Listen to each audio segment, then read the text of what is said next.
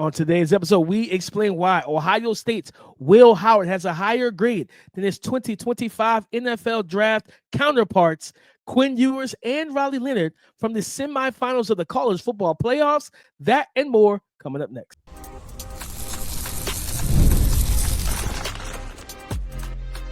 You are Locked On NFL Draft, your daily podcast covering the NFL Draft. Part of the Locked On Podcast Network, your team every day. What's up, Locked On family? Welcome back to the Locked On NFL Draft Podcast, your daily podcast covering your favorite draft prospects, part of the Locked On Podcast Network, your team every day. I'm your boy, Damian Parson. You can find and follow me on X at DP_NFL. I'm a senior draft analyst, and thank you for making Locked On NFL Draft your first listen today and every day. Shout out for being our everydays. You know I got to kick the intro to Mr. LSU himself, Keith Sanchez. You can find and follow him on X at TheTalentCode. Keep talk to him, baby. What's up, Locked On family? Let's get locked in. This is Keith Sanchez, 2019 national champ, man. And the other side to this dynamic dude that we like to call the Locked On NFL Draft Podcast. I want to start this podcast off by saying shout out to our everydayers. Thank you for tapping in with us each and every single day. DP, today's show, we are doing a semifinal college football recap. Yes, so we're grading the quarterback prospects' performances, right? Because a lot of those guys are hitting the draft. Then we're doing money makers and bag fumblers, right? Which guys made themselves some money, which guys fumbled the bag. And then we're going to wrap this thing up with what? Appearance from Coach K, appearance from Coach DP, hopping in the locker room, passing out the game ball. DP, let's get to it. You can start the season with a big return on FanDuel. New customers can place a $5 bet, and you'll get started with $200 in bonus bets if you win or lose your first $5 bet. Visit FanDuel.com to get started. Grading the quarterbacks from the semifinals of the CFP for the 2025 NFL Draft. Keith, I start with Will Howard, quarterback for Ohio State. Keith, I gave him overall – I gave him a B-. I gave him a B-, Keith. I thought he made good plays. He made timely plays, right? You think about that screen to Travion Henderson before the half. That play isn't made if he doesn't, when I saw him drifting back, I knew it was a screen. I just didn't know how effective it was going to be. You know what I mean? But he bought enough time to give his offensive lineman time to get out in front of Travion Henderson, still get the ball off, pressure in his face. Late in that game, I think it was like a 4th and 1, the QB power where he tripped up like Daniel Jones, where he could have actually scored a touchdown. I really don't even know how he fell, to be honest with you. I didn't see any inkling of anybody tripping him. He just fell. But to run that QB power, hit it with confidence, and then break through the line of scrimmage and get ample yards, not just the first down. He got first and more, made good throws, especially considering Jeremiah Smith, the best receiver and honestly the best player on the team, was held to like one catch for 3 yards, and you still play a good game, still complete 73% of your passes for 289 yards, almost 9 yards per attempt, that one passing touchdown. I believe he had a rushing touchdown in this game as well. He did. He almost had a rushing touchdown and everything, but they ended up running the ball with Quinshawn. He played a good game. I give him a B- overall. The offense sputtered at times as they shot themselves in the foot with some penalties, but he played well enough to win and made the timely plays that you needed. Yeah, I agree with that, DP. I give him a B also, and I think he's been performing at a B level throughout the playoffs, right? And maybe sometimes you want to give him an A or whatever, but I give him a B, and I tweeted this out last night. Will Howard is the draft prospect that everybody wants Drew Allar to be. And I'm standing on that. That's exactly how I feel. If I tell you it's a Big Ten quarterback, they're both Big Ten quarterbacks. If I tell you they're both around 6'4", they're both around 6'4". If I tell you they're both athletic and they can move around, they're both athletic and can move around. If I tell you that they both have big arms and can push the ball vertical 60-plus yards down the field, they both can do the same thing. So the question is, why aren't we giving Will Howard credit? We're buying into what Drew Allar could be, right? And he only one out of every 5. He's had 5 big-time games, and he's only delivered once. But we'll push our chips in the middle of the table and say we believe in it. Will Howard is actually doing it and getting it done in clutch time moments when he needs to get it done, and we're not even giving it any thought or consideration. So that's how I feel. That's where I'm standing on. I have more explosive moments about Will Howard that I'm going to get into. But, yeah, I give him a B, and I think he's been performing well. So I like that. I think I did see that tweet last night, and I was like, I figured it was gonna come up on the pod, when I saw it. And the only way I push back against that, Keith, is if you flip their situations. I don't think Penn State's in the CFP with Will Howard. They don't have any receivers. Like, it's just Tyler Warren and 2 running backs, and their offensive line is honestly worse than Ohio State's. So it's like the defense is good. I'm not a big James Franklin fan. So having a conversation, we sure about that? They lost their starting left tackle, their starting center, right? I think 3 of the 5 guys did not start the season. And then I get it, like, you play with, like, he has more talent. I agree. He's got 5 stars across the board. I agree with that. But that same throw that Drew Allar threw an interception on towards the end of the game and missed it, that's the same throw that Will Howard hit Emeka Egbuka on, talking about that deep end, right, and hit him in the hands with it. I'm just saying that I'm watching the games, and Emeka Egbuka was open. Huh? He was actually open. That other kid from Penn State wasn't open. He wasn't open either. That was the problem. But what I'm saying is, as far as in relation to the defender being in the same area, right, like really close, like that football was a lot closer to being caught, right, in the I guess the vicinity than the other one. I guess people, I don't know why they're gonna knock Will Howard. I guess they're gonna say maybe the age situation or something like that. He's a 5-year player. I think he started 3 of his 5 years, so he's got more experience and stuff like that. And I also think it was a lot of, like we talked about, like Ohio State had the training wheels on them for most of the regular season. You get to Michigan and you don't play well. He didn't really play well against Penn State either. So it was like he had some moments. I still liked him. I had him as like a early day 3 guy. I think he's probably worked himself into that 3rd round the way he's played in the CFP though. Yeah, so I guess what's the intrigue of Drew Allar then? Like I guess if we go there, right, and I know we have to grade him too. Like I guess my question is, my only thing is that what's the difference, right? And like what are we going to point at and say the difference between the two? Because Will Howard first 3-4 years he was at Kansas State, and Kansas State doesn't have the same talent as Penn State. We know that, right? They don't have the running backs or a Tyler Warren. So what we say is the difference between, and that's my biggest question, is that let's open our minds and think about this. Like, what's the difference really between the two? I think when Will Howard's at Kansas, like you say, didn't have the weapons at Kansas State, you saw the tools with him, and it's similar to Drew Allar. You see the tools with Drew Allar. It just was, I don't have anybody to get the ball to. And I think I tweeted this out. And I like Tyler Warren. When you play press man, you play physical man coverage, you shut that offense down. They don't. Tyler Warren doesn't separate versus tight man-to-man coverage. None of those guys do.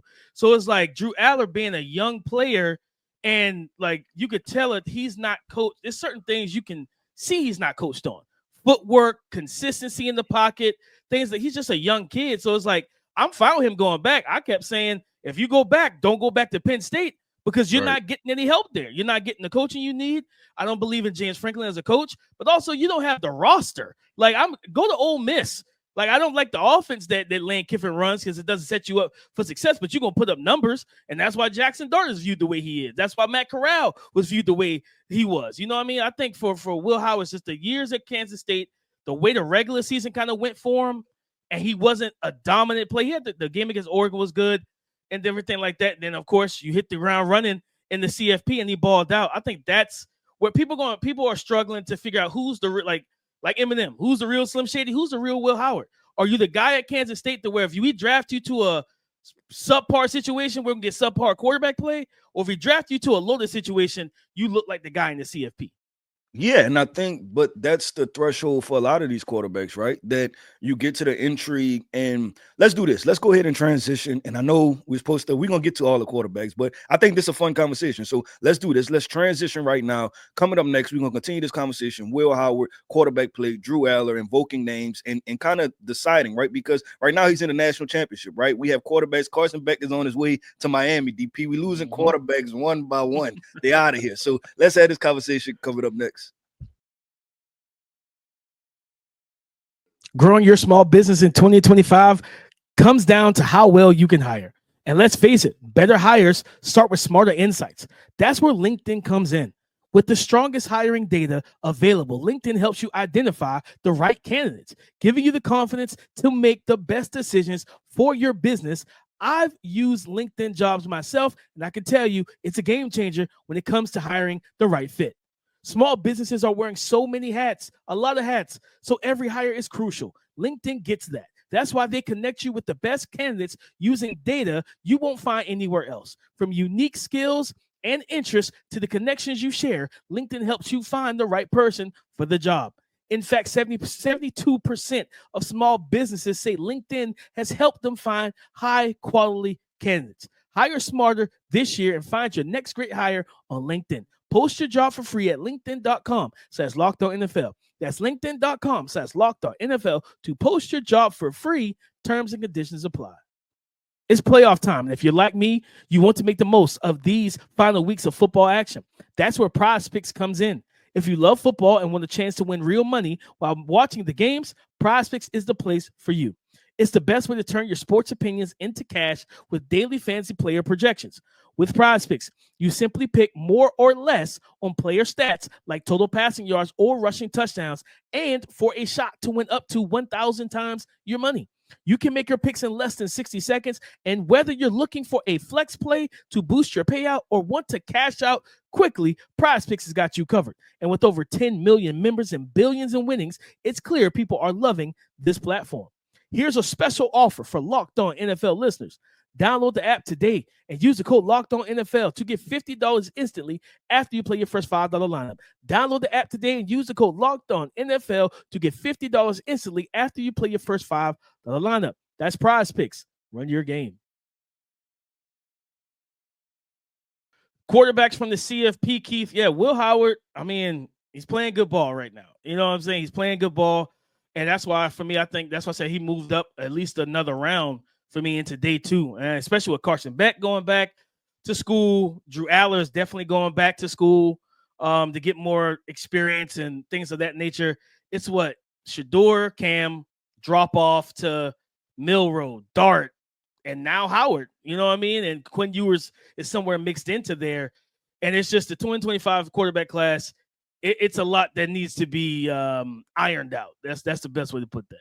Yeah, no, I agree. And that's why I think that I'm keeping an open mind to everybody. And that's like I said, I did that last year, like with Anthony Richardson, right? I told you I had a mid-second round grade on him. But hey, if he goes to this situation, I think I would like that, right? And I think it's the same thing with, I think that's where I'm at with Will Howard. If he goes to a certain situation, I'm going to like it a lot, but you can't tell me that you don't watch him. And I'm not talking about you specifically, but people and see the tools. And I get it. He's an older quarterback, but to me, I place the age thing on like skill positions, right? If you a DB or a running back or a wide receiver, right? But quarterbacks, they play till they 40 anyway. So it's not, like that big of a deal. Like Aaron Rodgers he got drafted early and still didn't touch the field till 5 years after that. Jordan Love, same thing, right? So I'm finding the intrigue, and I think I'm going to go ahead and say this too, because I know we talk Senior Bowl stuff. He's going to be a prospect that I'm going to be watching closely, and I might have more explosive things to say about Will Howard. All I'm gonna say is with Will Howard and the Senior Bowl, just stay tuned, right? And it can go either way. And if it doesn't go a certain way, then I'll call it like I see it. But I'm just keeping an open mind to it. But I'm VP on the other side of that, you have Texas, right? Quinn Ewers. And you want me to pass it back to you? You want to jump straight in? You want me to jump straight into it? I'll take it. Quinn. I gave Quinn Ewers I gave him a C overall. I thought he did some good things, especially in the fourth quarter. That drive they had in the second half where they converted like 4 consecutive, they had 4 third downs that they converted on that drive. And he had that play where he's getting sacked and like I thought he was down, and then he flipped it to Quintravion Wisner, who then took it from there and got the first down. And I was like, that play, I think he got a first down. He did get the first down with his legs, where he took off up the middle of the field, different things of that nature. I think with Quinn Ewers, it goes back to kind of the same stuff. They do this offense sets him up for success a lot, but then to watch him in the pocket step into sacks, he got strip sacked early in the game, but I think the right tackle recovered it. Late in the game, you're in the red zone, you're down by 1 score, you're down by 7, and you're having a good drive, and you get strip sacked because you don't get off your read, and it's like his internal clock is broken. Like he doesn't hear the ticking. The thing is that I don't think he didn't get off his read. I thought he seen, and I listened to the post thing. He said that he'd seen Sawyer, and he just thought that he had enough time still. Like, and because you can watch it, and I feel like he Jesus Christ. drifted in the pocket because Yeah. he's seen him. Like, I feel like he genuinely, like, I genuinely feel like that. I genuinely feel in my heart that he's seen Jack Sawyer coming off of his right side, and then still just said, I got enough time. Like, he was way too calm for me.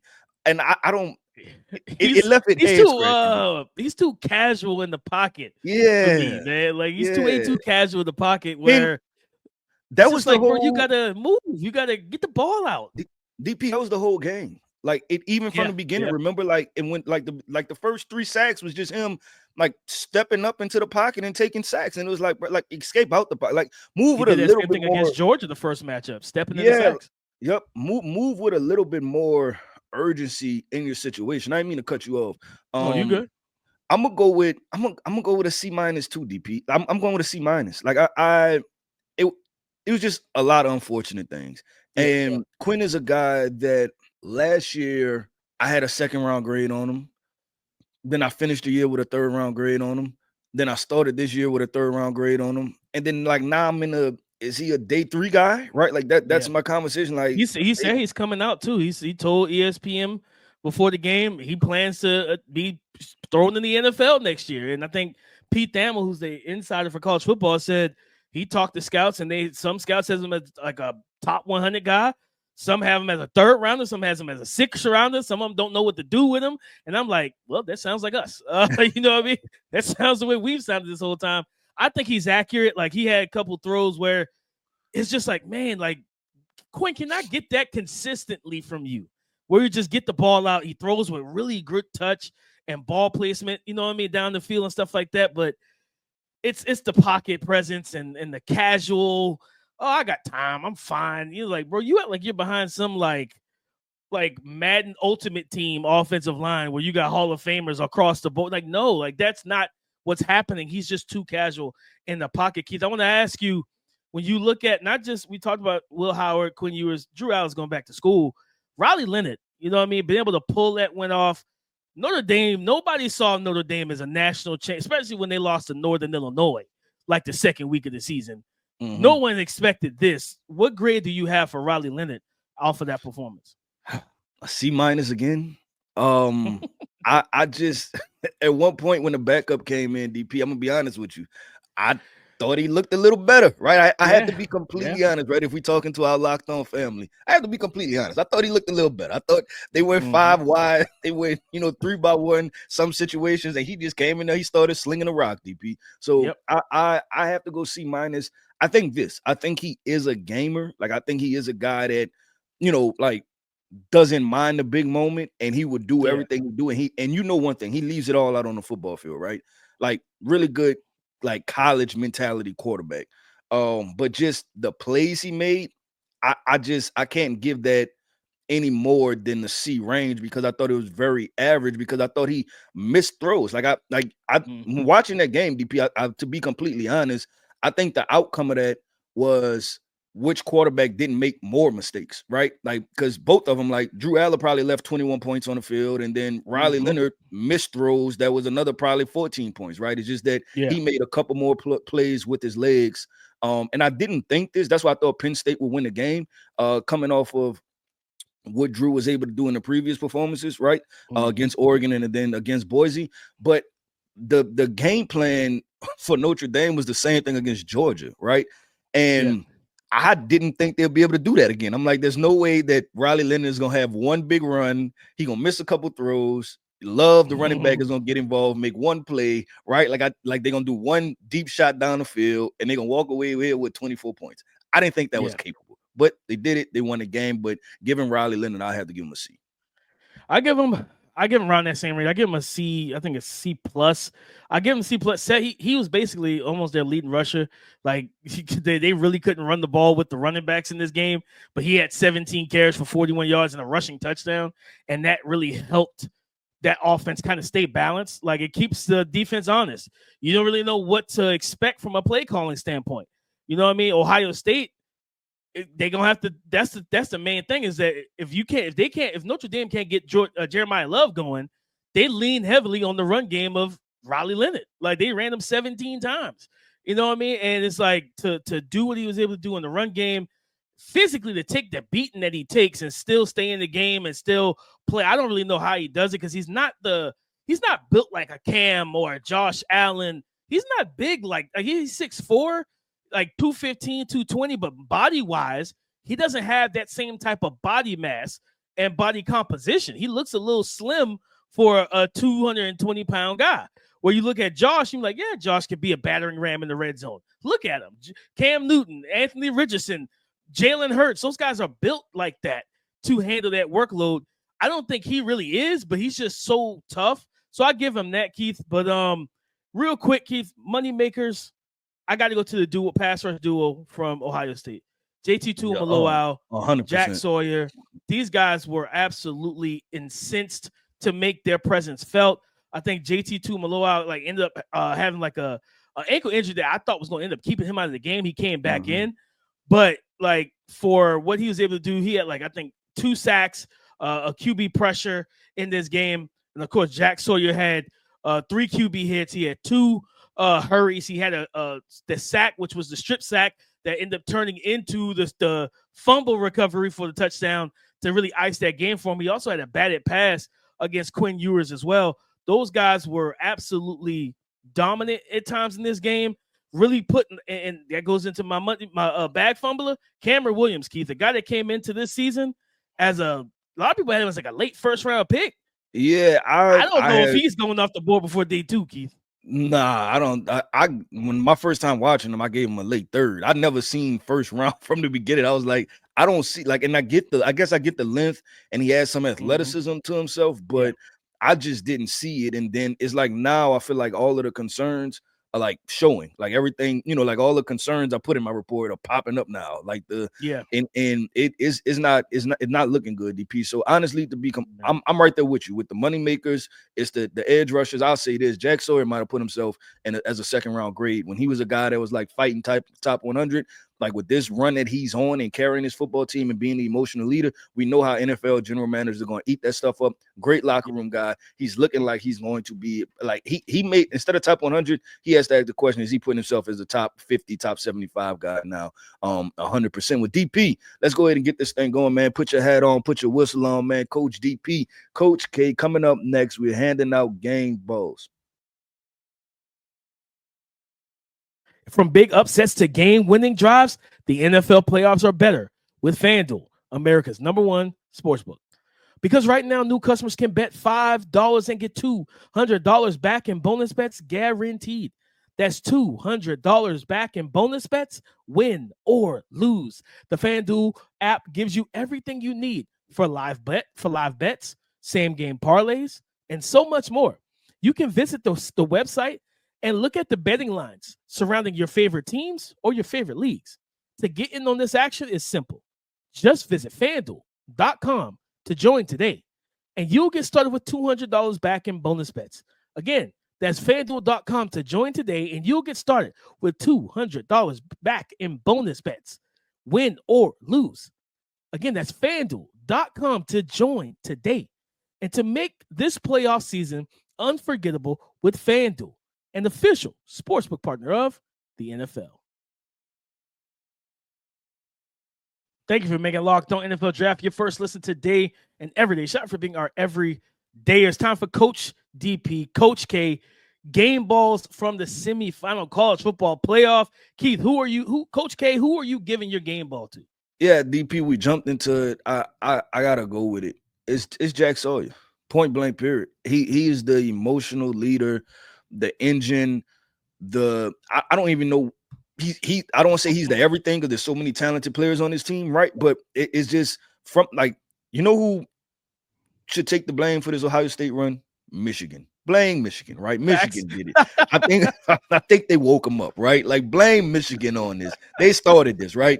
And since Jack Sawyer felt some type of way about them planting that flag and him ripping the flag away, he's been it put him on another level, right? And he's been on destroy mode where he's been showing up week in and week out. And that performance, it was just the edge rushers dominating because we know that when Quinn Ewers, and we talked about it, the clock, right? Like, and it's like, I need 3.5 seconds every time I drop back. And they made sure that he didn't get 3.5 seconds because Texas has skill position players, right? Like they have the guys on the outside to run. So I look at it and I say this. I say that I look at him and I'm in the situation. I'm like, he definitely deserves the game ball because he's taking on the brunt of everything that had to do with negative around Ohio State, and he's being the emotional leader, right? Like all that pressure that was on Ryan Day, like he's relieving it. Like he's like, nah, we're going to win this stuff, right? Like I'm mad to another level. So guess what, Coach? You can't do nothing. You on the sideline. I'm gonna take care of business, and I expect him to do the same thing against Notre Dame in the championship game. Yeah, man. Like that Michigan game definitely flipped the switch. Like it flipped the switch in him and in this team. It is 100% Michigan fault, right? Because there was a lot of should they just have let Ohio State win, right? Just like no, because like they would have walked into the rival, CFP feeling good about themselves, and lost in the high first round. horse. Yeah, no, lost 100%. Like they would have lost it to the sea. So, they would have came out there feeling themselves. And so the question is this: what is it? I guess maybe it's worth it, right? Like if that's your rival, is it better to beat them and they win a national championship, right? And then you still got to watch them go on and win a national championship, or lose a close game to them and they don't win a national championship? Like what? Like what? And I'm asking fans, right? Comment, let us know which one is better. Which one would you rather? Would you rather beat them and they still win a national championship, or lose a close game and then they don't? I think they're going to say they'd rather beat them and then they win the national championship because then they can say, "Well, we beat the national champions." You know what I mean? Okay. They get to toss that around because that. Listen, sometimes I stumble into Michigan, Ohio State Twitter just randomly. I just don't know how it happens, and I'm like, "Oh, these two fan bases are absolutely crazy and they hate each other." You know what I mean? And it's just like, hey, like one of the best rivalries in sports, right? So now I'm with you, Keith, and I think it's, as much as I want to pick somebody else, I kind of have to lean on Jack Sawyer as well. Like the consistency throughout that game, and you felt his presence, especially when JT went down, right? When JT went down, you don't know if he's going to come back in. They heavily taped the ankle. He's running on the sideline, trying to get back in the game. And Jack Sawyer just kind of looked at that opportunity like, well, if my running mate, my guy is hurt, I gotta up the ante. I gotta pick my game up even more. You just that strip sack, how quickly he won against Cameron Williams and won the edge. Like this wasn't no bend. And trust when I tell you, I'm not gonna sit here and be like, oh yeah, he's like Aiden Hutchinson. I don't think, but it's similar. Aiden Hutchinson doesn't have that premier bend that you typically want. He doesn't gonna bend the corner like Von Miller or Abdul Carter. But the hand usage, the power, the motor, just that innate ability to get after the quarterback and never want to stop. Like his ability to convert speed, the power to work the inside counters, but then again to quickly dislodge the hands, clear the shoulder, and then hawk like Quinn Ewers down. And then to have the awareness to not only hawk him down and strip the ball from him, but then to track the ball. And how many times we seen defensive linemen, Keith, try to pick the ball up, stumble, the ball bounces the other direction, the offense gets it back because you didn't follow. He picked it up in stride and just took it the distance, man. Yeah, because honestly, Keith, if he doesn't do that, make that play, Texas scores. Now it's a tied game with like 2 minutes left in the game, and you're putting Will Howard in that offense in the position they haven't been in. Yeah, DP, that game was so far from being over because not only if they scored, if they didn't score, right? If they didn't score, then Texas, they go for it, right? If they don't get it, right? It's still, I think it was like 2 minutes and 20 seconds left on the clock. And I had the multiple timeouts. Plus two timeouts, right? The game was still a long time from over. So if you Texas, you like, hey, I mean, we stopped them. We still have multiple opportunities to get a touchdown. And they're backed up into close to the end zone. They backed up, so they're gonna play conservative, try to run the football, may do something different, but still, you still feel like we got a 30% chance to tie this thing up and win the game. But DP, we both picked Jack Sawyer. And this is not trying to be overreactive, right? But the type of trajectory that he's on, how high could he go, right? And that's the question that you have to ask yourself because he's showing that he's a playmaker. And I'm gonna throw out a couple names that people wasn't necessarily fond of, right? But they were edge rushers and they went extremely high. Cleveland Farrell, right? Tyree Wilson. You look at your Tormas Grottos, you look at AJ Epinesa, like all of these guys put the threshold to being like top 50 picks. 2 of those guys were top 10 picks. So we know how the NFL loves edge rushers, and then when you add the mental and the showing the leadership and the grit and all of those type of things, like, I mean, he's a guy that you have to revisit and like take into every factor. Like, how could this go? And Keith, and the crazy thing about it is like people, they complain about the edge class in a sense of like body types. Like it's more, they feel like there's more DPRs, there's more 3-4 outside edge. He's a true base end. He's a true base end. You know what I mean? And for Ohio State, and like, because when you look at him, he's 6'5", he's 260, he's strong against the run. Like this guy makes plays as a pass rusher and a run defender. Keith, I think, barring, because I don't know if he's going to go to the Senior Bowl, make a late declare, anything like that. He's going to the national championship game. He goes out there, has 3 sacks, probably won't need to go to the Senior Bowl. But depending on how he tests at the combine, I think right now he's moving himself up to that top end, that kind of mid to top end half of the second round. If he tests well enough, he back into the first. Yeah, that's what I said. Potentially top 50 pick, right? And you think about a team, a culture team, and we keep saying this because it's these type of football players. Pair him up with Aiden Hutchinson, right? And tell me he's not a Dan Campbell type of football player. Oh, yes. At the end of the day, right? Absolutely. Like you think about Dan Campbell, 3rd and 10, 4th quarter, Jordan Love is dropping back. He's like, I got Jack Sawyer and Aiden Hutchinson. We're not blitzing nobody. We're playing coverage. We're letting our front 4 get after it. Yeah, that's a kneecap biter if I've ever seen one. That is who Jack Sawyer is.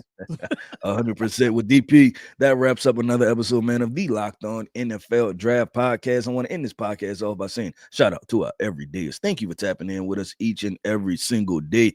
I am Keith Sanchez. You can find me on X at The Talent Code. That right there is my guy, my co-host, Mr. Damian Parson. We can find him on X at DP_NFL. And like we like to say, man, y'all come talk to us because we like to talk back. Go subscribe and follow for free on YouTube, wherever you listen to podcasts, to get the latest episode as soon as it is available. Thank you for making Locked On NFL Draft your first listen today and everyday shot, for being our everydays. On tomorrow's show, we're getting into more Senior Bowl prospects. We're looking at the defensive line: Walter Nolan, Deion Walker, Shamar Stewart. This is a defensive line class at the Senior Bowl we probably haven't seen with this type of talent that they have down in Mobile this year. We're going to talk about those guys and what's on the line for them and what we're looking forward to seeing on tomorrow's show. So come and join the conversation again tomorrow on the Locked On Podcast Network, your team every day.